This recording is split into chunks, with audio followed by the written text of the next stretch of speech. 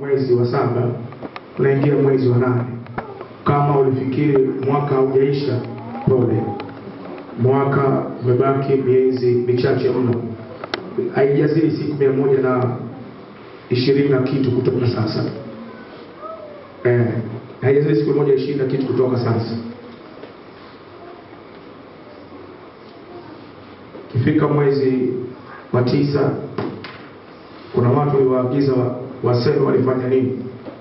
Lazima moja ulete taarifa walifanya nini. Kuna watu wametamkia maneno ya kinabii. Sisi tulisema tunaanza kuvuka kuanzia mwezi wa ngapi?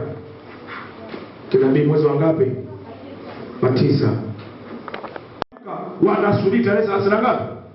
Tarehe 31, na wao wanavunwa katikati yao. Bora uvunwe na mkono wa Mungu kwa wakati wa Mungu kuliko uvunwe na mkono wa miungu kwa wakati wa kuzimu. Mbekula kwako. Haleluya. Amen. Haleluya. Haleluya. Haleluya. Wengine kuanzia mwezi huo familia zao zinaanza kupata wagonjwa. Kila mwezi wa 12 kuna mtu analazwa ICU. Kila mwezi wa 12 kuna mtu anapata ajali. Kila mwezi wa 12 kuna mtu anavunjika. Wengine kuanzia mwezi wa 10, wengine 11, wengine kila mwezi umebeba spirit na agano. Ndio maana kuna ile somo tulipokishaga ile sadaka inaitwa sadaka ya ngazi ya agano, ambayo ilikuwa inatoka kila mwisho wa mwezi. Kwa sababu kila mwezi unaoupika wewe, unaovuka na kila siku umebeba spirit kuzimu, unakusudi. Sasa Wakristo wengi wanavuka kwa maombi peke yake, wakati watu wa kuzimu wanavuka kwa kafara na sadaka ngumu. Kwenye kila mwezi.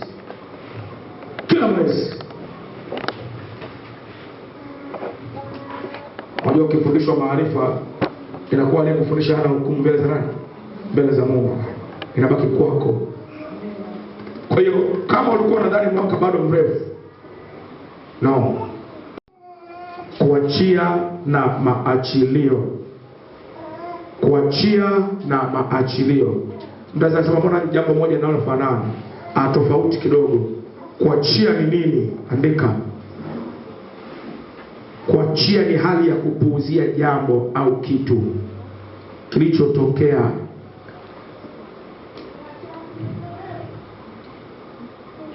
Kuachia ni hali ya kudharau jambo au kitu kilichotokea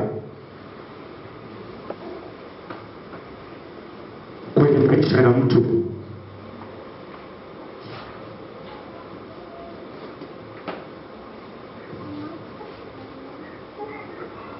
Lakini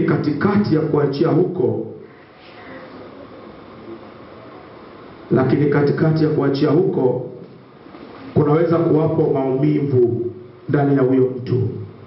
Lakini katikati ya kuachia huko, kunaweza kuwapo maumivu ndani ya huyo mtu. Kaini hapo wote kwenye hizo siti mbili hapo. Amen. Hiyo ni kuachia. Kuachia ni hali ya mtu kupuuzia kitu au vitu au jambo lililotokea. Anaweza akasema, let's say Tarimo amenitusi.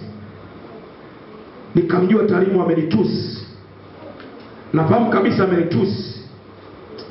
Ikaniumiza moyoni. Alafu nikasema simulizi, wala sisemi naye, nikapuuzia. Lakini katikati huko ukimwona inakuumiza kwamba huyu alinitusi.